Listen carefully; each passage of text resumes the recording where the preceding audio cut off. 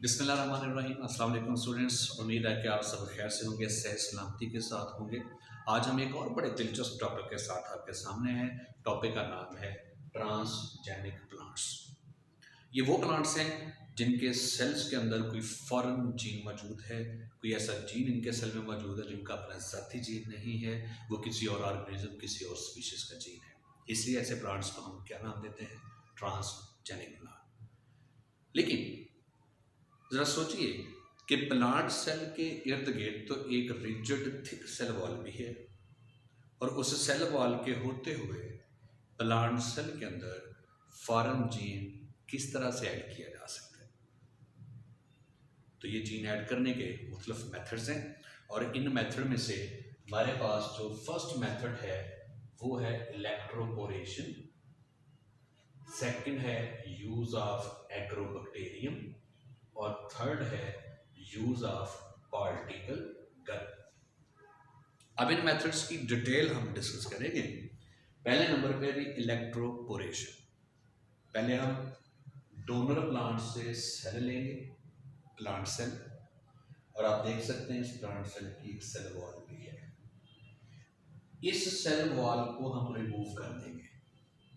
Cell wall को remove करने के बाद जो बाकी सेल है इसको प्रोटोप्लास्ट कहा जाता है।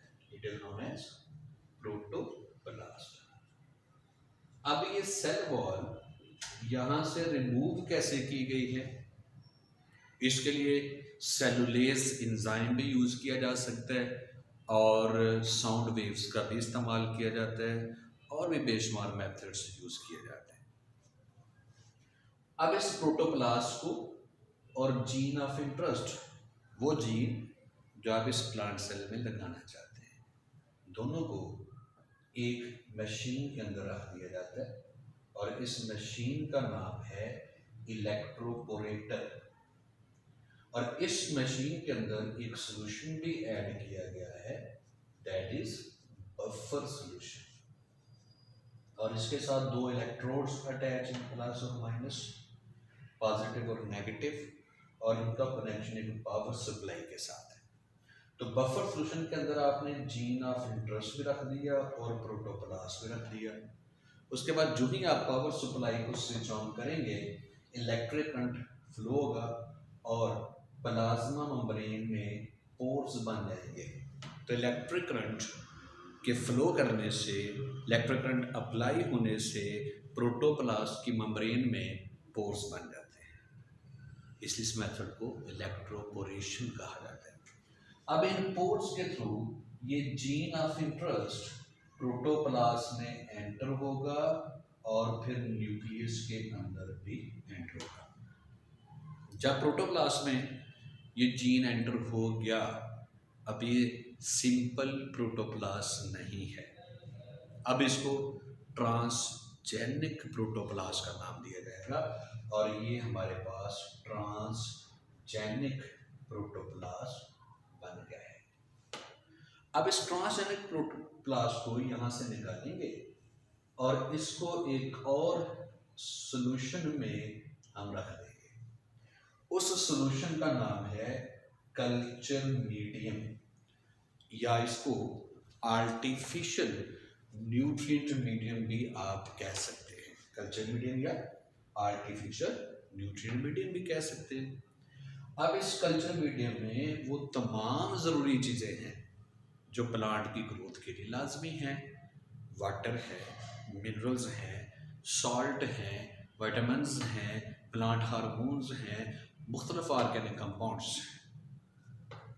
तो प्रोटोप्लास्ट इस कल्चर मीडियम में ग्रो करेगा, डिवाइड करेगा, और इससे एम्ब्रियो लाइक स्ट्रक्चर बनेगी, that will be known as callus.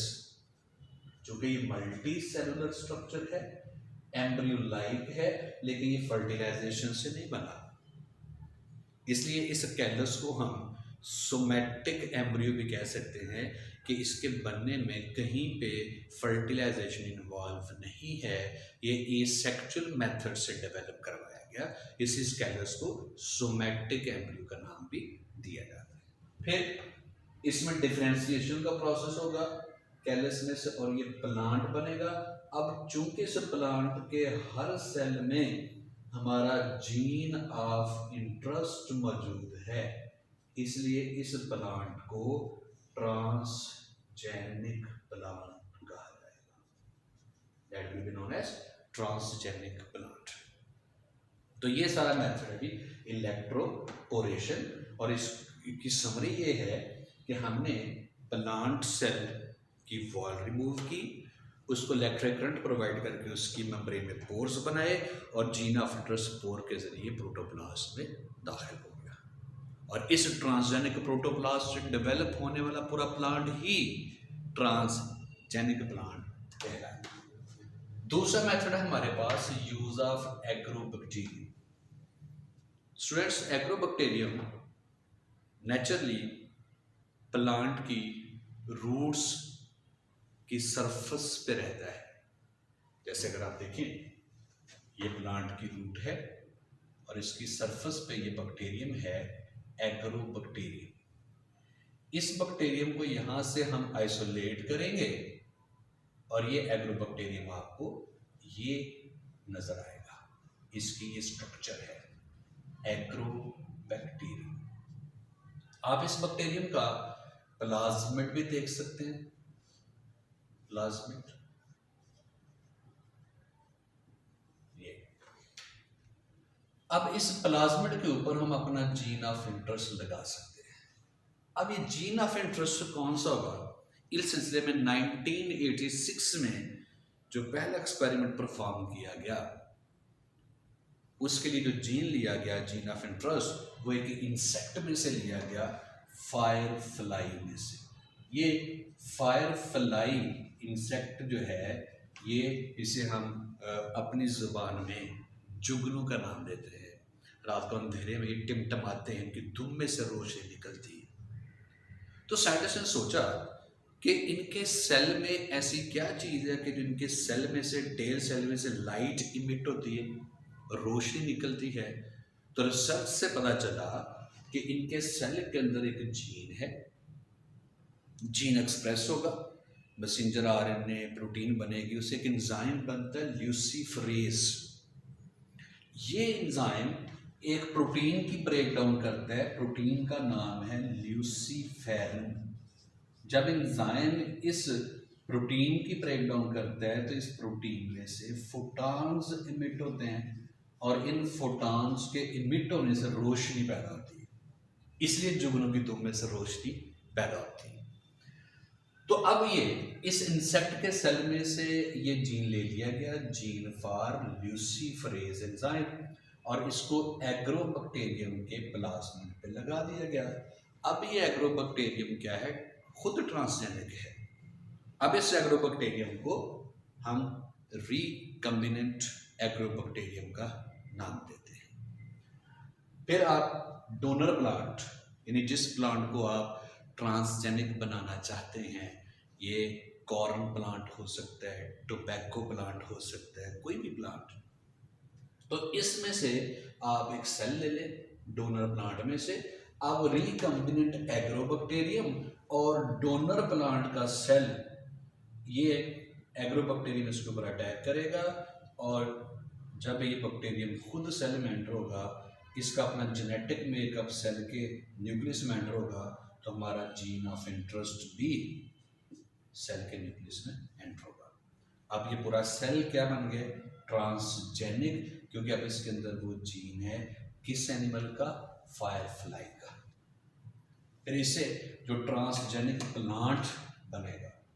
अब इस ट्रांसजेनिक प्लांट के ऊपर जब भी ल्यूसीफेरिन प्रोटीन का स्प्रे किया जाएगा, तो फिर इसमें से, इसके पत्तों में से रोशनी निकलेगी। तो एग्रोबैक्टीरियम को हम प्लांट को ट्रांसजेनिक बनाने के लिए इस्तेमाल कर सकते हैं, और इस सिलसिले में ये पहला एक्सपेरिमेंट 1986 में परफॉर्म किया गया था। उसके बाद जो हमारे पास तीसरा मेथड है, वो पार्टिकल गन मेथड है। Particle gun like a pistol. अब इस गन के अंदर हीलियम गैस फिल की जाती है, हीलियम गैस का प्रेशर इसके अंदर डेवलप करवाया जाता है। फिर हम हैवी मेटल पार्टिकल लेते हैं, ये टंगस्टन हो सकता है या गोल्ड मेटल का पार्टिकल हो सकता है। हैवी मेटल के ऊपर हम अपना जीन ऑफ इंटरेस्ट पेस्ट कर देते हैं, चिपका देते हैं। अब ये बुलेट की तरह काम करेंगे।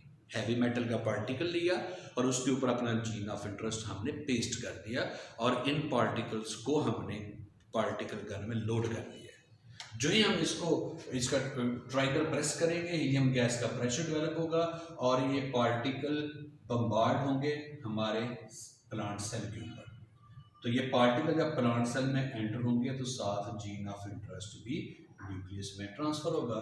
अब ये सेल बन गया जी ट्रांसजेनिक सेल और इससे जो प्लांट डेवलप होगा वो ट्रांसजेनिक प्लांट ही होगा। अब इन तीनों में से ज़्यादा अच्छा मेथड कौन सा है? तो देखिए, ये जो इलेक्ट्रोपोरेशन मेथड है इसमें प्लांट सेल की सेल वॉल रिमूव करनी पड़ी आपको। इसका नुकसान ये होता है कि प्लांट तो ट्रांसजेनिक बन जाएगा लेकिन वो इनफर्टाइल होगा, उसके ऊपर जो फ्लावर्स हैं वो नहीं बनेंगे।